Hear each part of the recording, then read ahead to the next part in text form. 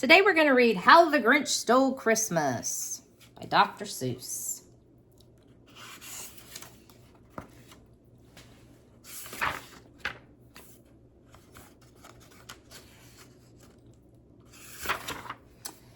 Every Who down in Whoville liked Christmas a lot. But the Grinch who lived just north of Whoville did not. The Grinch hated Christmas the whole Christmas season. Now, please don't ask why. No one quite knows the reason. It could be his head wasn't screwed on just right. It could be, perhaps, that his shoes were too tight. But I think that the most likely reason of all maybe have been that his heart was 2 sizes too small. But whatever the reason, his heart or his shoes, he stood there on Christmas Eve hating the Whos, staring down from his cave with a sour, grinchy frown at the warm, lighted windows below in their town. For he knew every Who down in Whoville beneath was busy now hanging a mistletoe wreath. And they're hanging their stockings snarled with a sneer. Tomorrow is Christmas, it's practically here. Then he growled with his Grinch fingers nervously drumming, I must find some way to stop Christmas from coming. For tomorrow, he knew.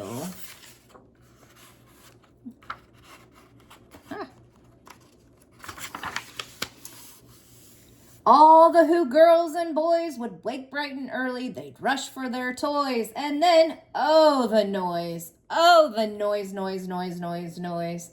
That's one thing he hated. The noise, noise, noise, noise.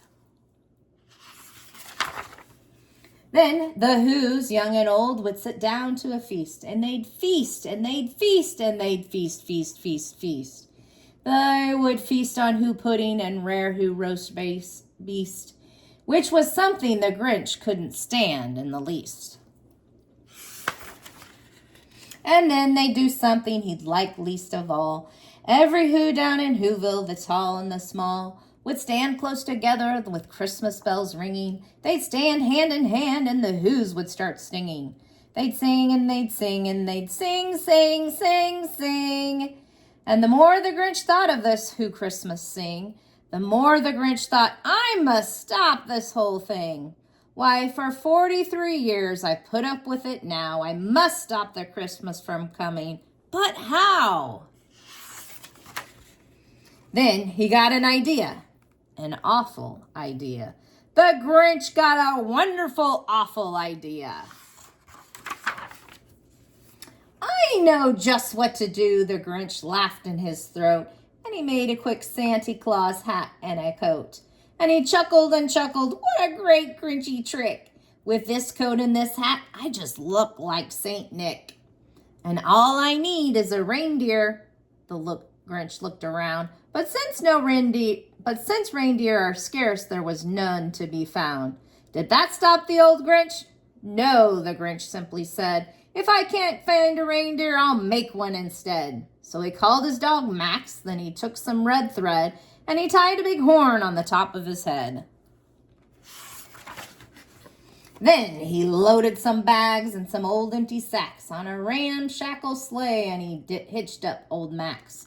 Then the Grinch said, giddy up, and the sleigh started down toward the homes where the Whos lay a snooze in their town.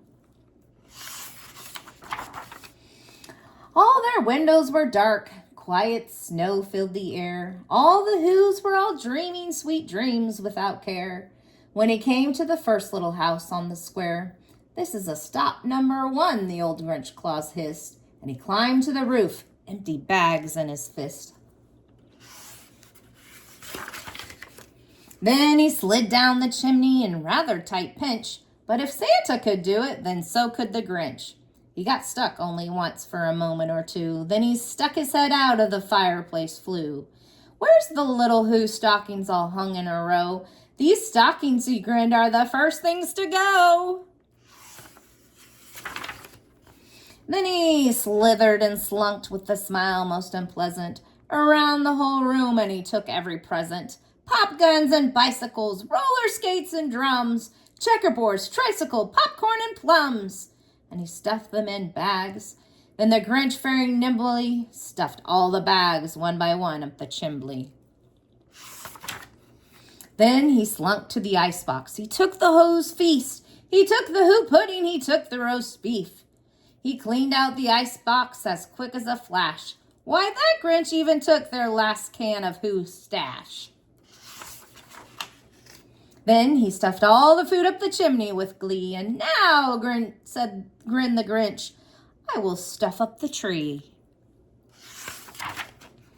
And the Grinch grabbed the tree and he started to shove when he heard a small sound like the coo of a dove.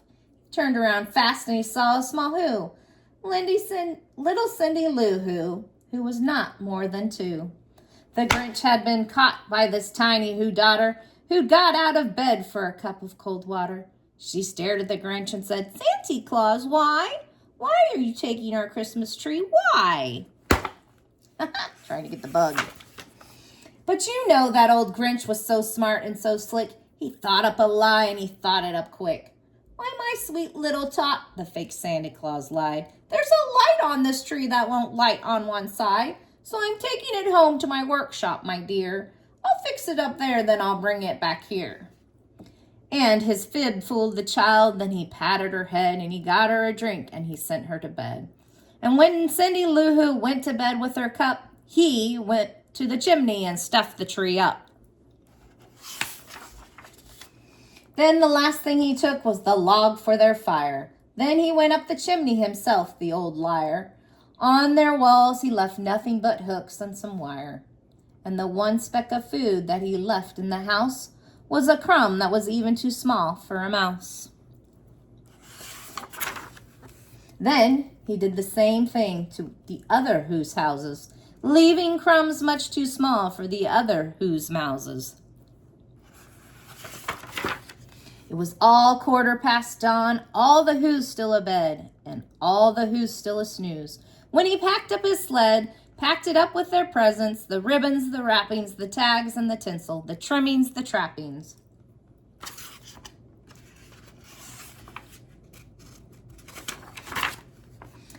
$3,000 feet up the side of Mount Crumpet, he rode with his load to the tip-top to dump it.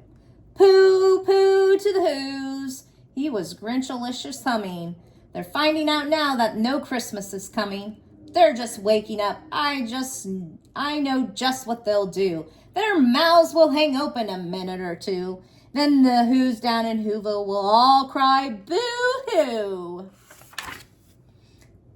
That's a noise, grinned the Grinch, that I simply must hear. So he paused, and the Grinch put his hand to his ear.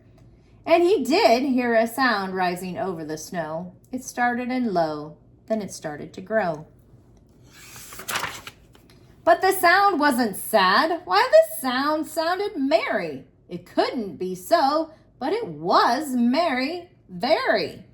He stared down at Whoville. The Grinch popped his eyes. Then he shook. What he saw was a shocking surprise. Every Who down in Whoville, the tall and the small, was singing without any presents at all. He hadn't stopped Christmas from coming. It came. Somehow or another, it came just the same. And the Grinch, with his Grinch feet ice cold in the snow, stood puzzling and puzzling how it could be so. It came without ribbons. It came without tags. It came without packages, boxes, or bags. And he puzzled 3 hours till his puzzler was sore.